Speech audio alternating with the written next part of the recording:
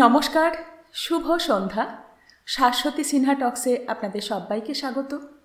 সাপ্তাহিক গল্পের আসরে আজ ইচ্ছে হলো একটু অন্য স্বাদের গল্প পড়ার।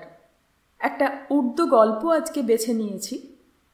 গল্পের নাম ভাড়াটে বাড়ি, লেখক ফিকর তাসবি। শুনে অবশ্যই জানাবেন এই ধরনের গল্প আপনাদের ভালো লাগছে কিনা। ভারী মজার গল্প। শুরু করি। ভাড়াটে বাড়ি। ইতিবৃত্তটি বলি শুনুন। শহরে আমার চাকরির ব্যবস্থা আধপাকা হয়ে গেলে ভদ্রলোকদের মতো আমিও একটা কামরা ভাড়া নেওয়াই যুক্তিযুক্ত বিবেচনা করলাম। কামরা ভাড়া নেওয়ার আরও একটি বিশেষ কারণ হলো আমার পৈতৃক ভিটে মাত্র একটি। ইতিহাস এবং রাজনীতির সঙ্গে বাবা মার কোনো রকম সম্পর্ক না থাকলেও তারা সে বাড়ি হিন্দুস্থানে করেননি, করেছিলেন পাকিস্তানে। এবং পৈতৃক বাড়ি পাকিস্তানে হলে হিন্দুস্থানে কামরা ভাড়া নিতে হবেই, এ তো জানা কথাই। কিন্তু এ তো হলো ধান ভানতে শিবের গীত গাওয়া। ধান ভানতে শিবের গীত গাওয়াটাও এক আজব চিজ এই দুদিনের দুনিয়ায়। সংক্ষেপে বলি, এ ব্যাপারে একদিন রেল কোম্পানির রিটায়ার্ড গুডস ক্লার্ক লালাপিণ্ডি দাসের সঙ্গে দেখা হয়ে গেল আমার। তিনি আমায় অন্যান্য ভাড়াটেদের সাথে 3 তলায় একটা কামরা দিয়ে দিলেন। ভাড়া মাসে 20 টাকা। লালাপিণ্ডি দাসকে বললাম, আপনি দেবতুল্য মানুষ। তিনি একটু হেসে বললেন, আপনিও খুব ভদ্রলোক মনে হচ্ছে। আমি বললাম, যখন যেমন তখন তেমন। লালাপিণ্ডি দাস আমায় প্রথম দিনের অতিথি বিবেচনা করে যথেষ্ট খাতির যত্ন করলেন আমার। অর্থাৎ 1 গ্লাস জল খাওয়ালেন এবং একটা বিড়ি বাড়িয়ে দিলেন। আর আমি এই খাতির যত্নের প্রতিদানে 20 টাকা ভাড়া অগ্রিম দিয়ে দিলাম। আমাদের সম্পর্ক এমন নিবিড় হয়ে উঠল যেন বাঘে ছাগলে এক ঘাটে জল খাচ্ছে। ভাড়া নেওয়ার সময় লালাপিণ্ডি দাস বুঝিয়ে দিলেন, ভাড়াটা তিনি অগ্রিমই নিয়ে থাকেন, কারণ এই হলো তার নিয়ম। আমি বললাম, আপনি যথার্থই বলেছেন, নিয়মকানুন যার নেই তাকে কেউ শ্রদ্ধা করে না। কথাটা শুনে লালাপিণ্ডি দাস ফুলে উঠলেন। তার দাঁত বেরিয়ে পড়ল। দেখলাম দাঁতগুলো ময়লা। লোকটি যদি আমার দেওয়া 20টি টাকা থেকে 1 টাকার টুথপেস্ট কিনে আনে তাহলে দাঁতগুলোর উন্নতি ঘটতে পারে। কিন্তু আবার ভাবলাম, অন্যের দাঁতের মধ্যে আমার নাক গলানো উচিত নয়। প্রত্যেকেরই আপন আপন নিয়মকানুন আছে। অতএব আমার কামরা বাস শুরু হলো। কামরাটা বেশ, অর্থাৎ আলো হাওয়া আসে এবং 24 বর্গ ইঞ্চি মাপের চতুষ্কোণ একটি জানালাও আছে। শোবার, থাকার, রান্না করবার, কাপড় ধোয়ার, লেখাপড়া করার এবং মুগুর ভাজবার সমস্ত ব্যবস্থা এই একটি কামরার ভেতরেই রয়েছে। একটি ইলেকট্রিক বাল্বও লাগানো ছিল। লালাপিণ্ডি দাস সেটা সন্ধেবেলায় খুলে নিয়ে গেলেন। বললেন, বাল্বটা আগের ভাড়াটের, সে অগ্রিম ভাড়া না দিয়েই ঘর ছেড়ে দিয়ে গেছে। আপনি যদি বাল্বটা রাখতে চান তাহলে সাবেক ভাড়াটের ভাড়াটা চুকিয়ে দিন। কিন্তু আমি ভাবলাম, সে লোকটা ভদ্র না বদমায়েশ কেমন মানুষ তা কে জানে। না জেনে শুনে তার ভাড়া আমি কেমন করে দিই। সুতরাং লালাপিণ্ডি দাসের কথায় রাজি হলাম না। নিজের জন্যে নতুন বাল্ব কিনে নিয়ে এলাম। লালাপিণ্ডি দাস আমার এই বাল্বটি দেখবার জন্য ঘরে এসে ঢুকলেন। বললেন, কত পাওয়ারের আনলেন? তারপর চোখ পাতরে বাল্বটি দেখতে লাগলেন যাতে আমি মিথ্যে না বলতে পারি। আমি কিন্তু সত্যি কথাই বললাম, 60 পাওয়ারের। কথা কি জানেন মশাই, আমি এই ইলেকট্রির ব্যাপারে একটু স্পষ্ট বক্তা। এটা 60 পাওয়ারের বাল্ব, বেশি কারেন্ট টানবে। আমি তাকে বুঝিয়ে বললাম, আগে তা তো নয়, 60 পাওয়ারই টানবে, বেশি টানবে না। তাই যদি হয় তাহলে তো আপনাকে বাল্ব পিছু 1 টাকার জায়গায় 2 টাকা দিতে হবে।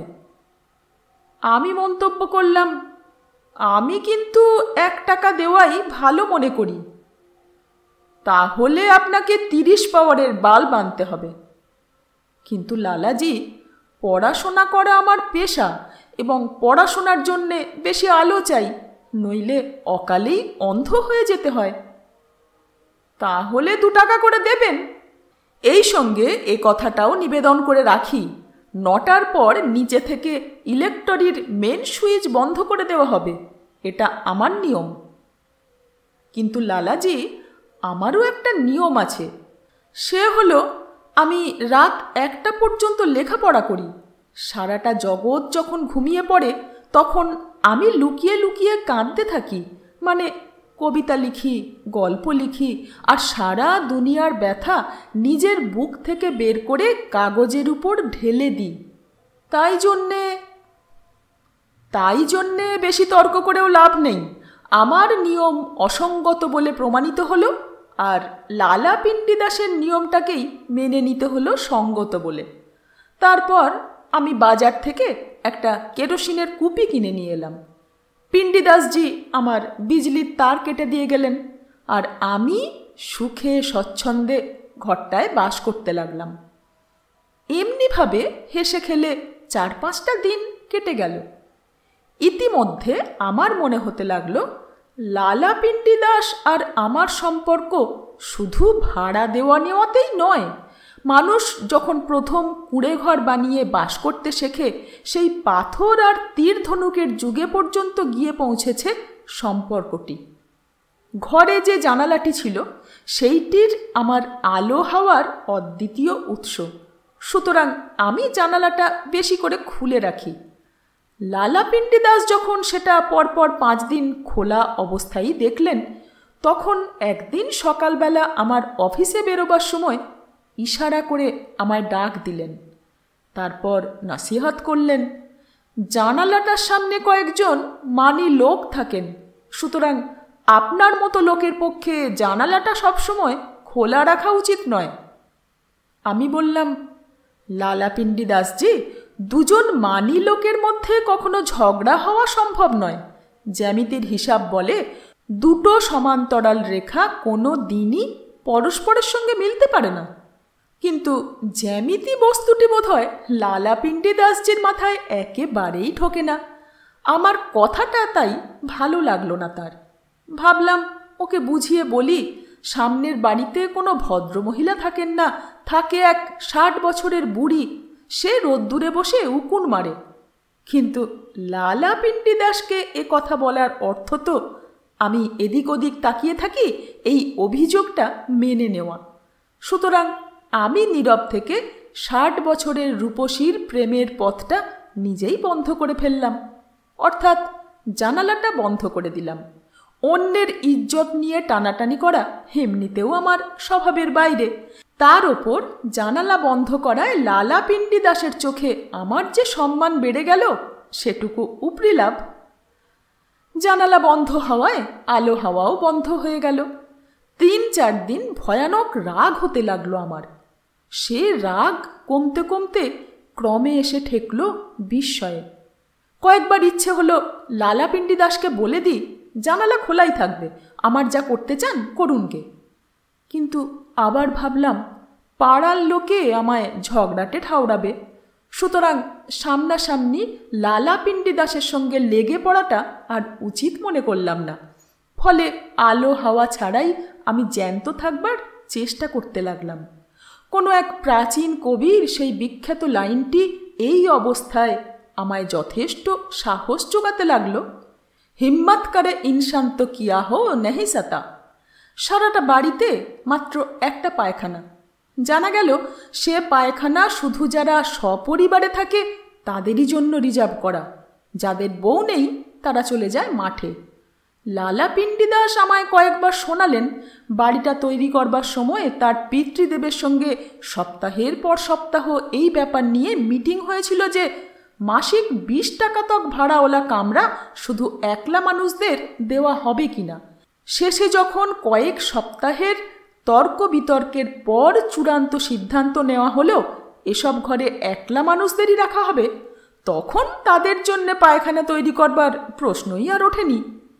ভদ্রতার এই স্তরে পৌঁছে লালাপিণ্ডি দাস তাই নিতান্তই পিতৃভক্তের মতো জানিয়ে দিলেন পিতৃদেবের সঙ্গে যে চুক্তি করা হয়েছিল তার বিরুদ্ধে তিনি যেতে পারবেন না। কিন্তু হাজার চেষ্টা সত্ত্বেও যুক্তিটা আমার মাথায় ঢুকল না। এর সঙ্গে পিতৃদেবের চুক্তির কি সম্পর্ক আছে বাবা? এ তো ভাড়াটের প্রয়োজনের প্রশ্ন। যুক্তিটা আমার বোধগম্য হচ্ছে না দেখে বেশ কিছুক্ষণ পর লালাপিণ্ডি দাস ক্রুদ্ধ হয়ে বললেন, লেখাপড়া শিখেছ না ঘাস কেটেছ? আমি উত্তর দিলাম, ঘাস কাটা মনে না করে এটাকে মানুষের দুর্বলতা ভেবে নিয়ে আপনি আমাকে ক্ষমা করে দিন। সাত সকালে যখন মাঠে যাই তখন মনে হতে থাকে সত্যি সত্যিই ঘাস কাটতে যাচ্ছি। মাঠে যাওয়ার সময় সাবান, তোয়ালে, টুথব্রাশ ইত্যাদিও নিয়ে যেতে হয়, কারণ বাসা থেকে আধ মাইল দূরে কুয়োও আছে। স্নানটাও সেখান থেকে সেরে আসতে হয় আমায়। কুয়োয় স্নান করতে যাওয়ার শুরুটা হয় এইভাবে। একদিন লালাপিণ্ডি দাসের বাড়িতে নিচের তলা থেকে এক বালতি জল ভরে এনে নিজের ঘরে স্নান করছিলাম। হঠাৎ নিচে থেকে গালাগালি শুনতে পেলাম, অভদ্র কোথাকার, লজ্জাও করে না। আমি যে কোনো অভদ্রতা করছি নে এ তো জানা কথাই, সুতরাং যথারীতি গুনগুন করে পিয়া মিলানকেও জানা গানখানা গাইতে গাইতে স্নান করতে লাগলাম। চিড়িয়াখানা খুলে রেখেছে ওপর তলায়? বলি, তোমরা কি মানুষ না গাধা? এটা যে গলি, তোমার বাবার ইমারত নয়, এটুকুও মাথায় ঢোকে না? মনে হলো কথাটা যেন আমার উদ্দেশ্যেই বলা হচ্ছে। জানালা খুলে বাইরের দিকে তাকাতেই দেখি সাদা কাপড় পরা এক বাবুজি আমার কামরার দিকে ঘাড় উঁচিয়ে গালাগালি দিচ্ছেন। তার সাদা কাপড় জামা ময়লা জলে যাচ্ছে তাই রকম ভিজে গেছে। দোষটা আমার না সাদা পোশাকওয়ালার, এর আশু মীমাংসা করা আমার পক্ষে শক্ত। একটু পরেই লালাপিণ্ডি দাস এসে মুশকিল আসান করলেন এবং প্রমাণ করে দিলেন দোষটা আমারই। আমি বললাম, আপনার টিনের নালিটা যদি ভাঙা না হতো তাহলে দোষটা কখনো আমার ঘাড়ে পড়তো না। লালাজি চণ্ডমূর্তি ধারণ করে বললেন, টিনের নালির কোনো দোষ নেই, দোষ জলের। যে জল আপনার গা থেকে গড়িয়ে ওই সাদা পোশাক পরা ভদ্রলোকের কাপড়ে গিয়ে পড়েছে। আপনি যদি এখানে স্নান না করতেন তাহলে জলও। আমি বুঝিয়ে বললাম, কিন্তু মশাই, কামরাটা। লালাজি ফোঁস করে উঠলেন, হ্যাঁ হ্যাঁ, কামরাটা থাকবার জন্যে, স্নান করবার জন্যে নয়, কারণ এটা বাথরুম নয়, কামরা। আমি বললাম, বাথরুমটা কোথায়? উত্তর পেলাম, 20 টাকায় বাথরুম পাওয়া যায় না, শুধু একটা কামরা পাওয়া যায়। তাহলে স্নান হবে কোথায়? এই কোথায়ের উত্তরে লালাপিণ্ডি দাস আমায় কুয়ো দেখিয়ে দিলেন। সে কুয়োর কাছে টিনের নালিও নেই, সাদা পোশাক পরা লোকের যাতায়াতও নেই। তবু আমার মাথায় কিছুই ঢুকতে চায় না। টিনের নালি ভেঙে গেলে তা মেরামত করবার দায়িত্ব লালাপিণ্ডি দাস ছাড়া আর কার? আবার নালির সঙ্গে যদি লালাজির সম্পর্ক চুকে গিয়ে থাকে তাহলে কামরার সঙ্গে সম্পর্ক বজায় রয়েছে কি করে? কিন্তু এসব উদ্ভট কল্পনা। নালির সঙ্গে লালাপিণ্ডি দাসের সম্পর্ক নিশ্চয়ই চুকে গেছে, কিন্তু কামরার ছাদ আর দেয়ালের সঙ্গে সম্পর্ক এখনো ভালো মতোই রয়েছে। কামরার প্রতিটি ইটেও তার ভালোবাসার ছাপ আছে। ব্যাপারটা বুঝতে পারলাম পরে। মাস 2-3 নিরাপদে কেটে যাওয়ার পর আমার মনে হলো বাজারের তন্দুর আর হোটেলের খাবারে আমার স্বাস্থ্যে ঘুণ ধরে যাচ্ছে। সুতরাং ঠিক করলাম নিদেন পক্ষে সবজি তরকারিটা আমার বাড়িতেই রান্না করে নেওয়া উচিত। তারপর বাজার থেকে কয়লা আর চুলো কিনে এনে এক সন্ধে কাজ শুরু করে দিলাম। অবাক কাণ্ড! নতুন কিছুর গন্ধ পেলেই লালাপিণ্ডি দাসজি চুপচাপ কানে তালা লাগিয়ে ফেলেন। চুলোর ধোঁয়া দেখে তিনি ভাবলেন আগুন লেগেছে। তারপর বাড়িতে আগুন লাগবার আগেই আমার ঘরে শুভাগমন করে বললেন, এসব কি হচ্ছে? আমি সোজা কথায় বুঝিয়ে দিলাম, চুলো জ্বলছে। তা তো দেখতেই পাচ্ছি, কিন্তু বলি, এটা কি বাড়ি না হোটেল? জানেন, কামরাটা আপনি ভাড়া নিয়েছেন, কিনে নেননি। শুনুন কথা, কামরাটা আমি কিনে নিয়েছি বলে কখনো দাবি করিনি। জানি নে লালা পিণ্ডিদাসজি এই মিথ্যে অভিযোগ আমার ঘাড়ে কেন চাপাচ্ছেন। অভিযোগটা শুনে ভারী রাগ হলো আমার। বললাম, লালা পিণ্ডিদাসজি, বাজারের খাবার খুব ক্ষতি করে, আপনি আমার স্বাস্থ্যটার কথা একটু ভেবে দেখুন। খুব দেখেছি ভেবে, চুলো আর ধোঁয়ায় কামরার দেয়ালে আর ছাদে কালি পড়ে যাবে, কামরার তখন 2 পয়সার মূল্যও থাকবে না। তাহলে বলুন, আমি কোথায় রান্না করব? চুলোটা বাইরের গলিতে রেখে দিন, সেইখানেই রান্না করবেন। প্রস্তাবটা বেশ, সত্যি কামরার দেয়াল এবং ছাদে কালি পড়লে লোকের কোমল অনুভূতি এবং রুচিবোধে লাগবেই, অথচ আমি হলাম কিনা একজন শিল্পী, এরকম কাজ করবার সময় আমার অন্তত ভেবে দেখা উচিত ছিল। লজ্জায় তাই মাথা নত করে লালা পিণ্ডিদাসের কাছে ক্ষমা প্রার্থনা করলাম। তারপর চুলো উঠিয়ে গলিতে নিয়ে গেলাম। দিন 2 গলিতে হোটেল খুলে দেখলাম লোক আসতে যেতে মিটমিট করে হাসে। কয়েকজন মহিলাকে আঙুল তুলে ইশারা করতেও দেখলাম। অতএব চুলোটা আবার ঘরে এনে রাখলাম। ঠান্ডা উত্তাপহীন চুলো একটা দীর্ঘ নিঃশ্বাস ফেলে এক কোণে চুপসে পড়ে রইল। তারপর থেকে আর লালা পিণ্ডিদাসকে জানাইনি, তোমার ঘরের মান বাঁচাবার জন্যে আমি নিজের স্বাস্থ্য বলি দিচ্ছি, এর জন্যে মাঝে মাঝে প্রতিদান দেব। কিন্তু আস্তে আস্তে আমার মনে হতে লাগলো, আমি ঘরটা ভাড়া নিইনি, ঘরটাই আমায় ভাড়া নিয়েছে। কারণ ক্রমে ক্রমে এমন সব ঘটনা ঘটতে শুরু করেছে, যার ফলে ঘর আর আমার মধ্যে দুস্তর ব্যবধান সৃষ্টি হচ্ছে। চৌকিখানায় টান দিলেও ঘরটা কেঁপে ওঠে, আর লালা পিণ্ডিদাস তার ঘরের মেঝে থেকে ইট খসে যাওয়ার দুশ্চিন্তায় ভুগতে থাকেন। দরজা বন্ধ করবার সময় মুড এসে গেল, একটু বা জোরেই বন্ধ করে দিলাম, অমনি লালা পিণ্ডিদাসের বুকে হাতুড়ির ঘা পড়ল। তারপর তিনি নিচে থেকেই হাঁক ছাড়লেন, দরজাটা ভাঙছে কে? ক্যালেন্ডার টাঙাবার জন্যে দেয়ালে পেরেক ঠুকতে গেলাম, সে পেরেক গিয়ে ঢুকলো যেন লালাজির মাথায়। গরমের দিন এলে ঘুমোনোর জন্য রাত্রিরে গলিতে যেতে হয়, কারণ ছাদে ঘুমন স্ত্রী পরিবারওয়ালা মানি লোকেরা, এবং এ নিয়ম চলে আসছে লালা পিণ্ডিদাসের পিতৃদেবের আমল থেকে। অতীতের সুস্থ বিধিনিষেধ অমান্য করতে গেলে আমার নিজেকেই অপরাধী বলে মনে হতে থাকে। অবশেষে পরিস্থিতি একদিন সংকটজনক হয়ে দাঁড়ালো। আমি লালা পিণ্ডিদাসের সামনে সকল কথা ঢেলে দিলাম। ঘটনাটি হলো, সেদিন যথারীতি রাত 11টায় বাড়ি ফিরলাম। সদর দরজাও তখন যথারীতি বন্ধ, এবং এই দরজা দিয়ে ঢুকেই আমাকে সিঁড়িতে উঠতে হবে। অতএব যথারীতি আমি দরজা খুলে দেওয়ার জন্য লালা পিণ্ডিদাসকে ডাক দিলাম। লালাজি বিড়বিড় করতে করতে নিচে নেমে এলেন। কটমট করে আমার দিকে চেয়ে বললেন, এত রাত তক কোথায় ছিলেন? ঘুরে বেড়াচ্ছিলাম, বন্ধু বান্ধবের সঙ্গে গল্প করছিলাম। তাহলে বাউন্ডুলেপনাও করেন বুঝি? আগে না, পুলিশ আজ পর্যন্ত এ অপরাধে গ্রেপ্তার করেনি। কিন্তু এটা ভদ্রলোকের কাজ নয়, এ আমি আপনাকে বলে দিলাম। আমার বাড়িতে এসব চলবে না। দয়া করে আপনি অন্তত 9টার মধ্যে ফিরে আসবেন, নইলে দরজা খোলা হবে না, বুঝলেন? আজ্ঞে হ্যাঁ, ভবিষ্যতে আর এমন ভুল হবে না। আমার শোবার ব্যবস্থা আমি অন্য জায়গায় করে নেব। এই স্পষ্ট কথার পর আর আমার নিজের ঘরে যাওয়ার কোনো মানে হয় না। আমি এক সরাইখানার মালিকের সঙ্গে আলাপ করলাম। সে আমায় রাত প্রতি 6 আনায় শোবার জায়গা এবং চৌকি দিতে রাজি হয়ে গেল। তারপর বিছানাটা নিজের ঘর থেকে উঠিয়ে সরাইখানায় নিয়ে গেলাম। 2 সপ্তাহের মধ্যেই অবস্থা অন্যরকম হয়ে গেল। এখন আমি মাসে একবার করে লালা পিণ্ডিদাসের বাড়ি গিয়ে মাসিক 20 টাকা ভাড়া তার হাতে দিই, আর নিচে দাঁড়িয়েই করুণ চোখে একবার কামরাটার দিকে তাকিয়ে নিয়ে সরাইখানায় ফিরে আসি।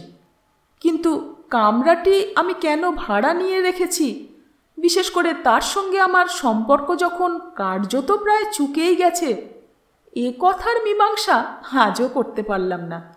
এবং মজার ব্যাপার হলো, এরপর থেকে লালা পিন্ডি দাস একটি বারও খুঁতখুত করেননি আমার কাছে, বরং দেখা হলেই শুধু বলেন, আপনি ভারী ভদ্র ভাড়াটে। এই সুন্দর গল্পটির সুন্দর অনুবাদ করেছেন আতোয়ার রহমান। সঙ্গে থাকবেন। ধন্যবাদ।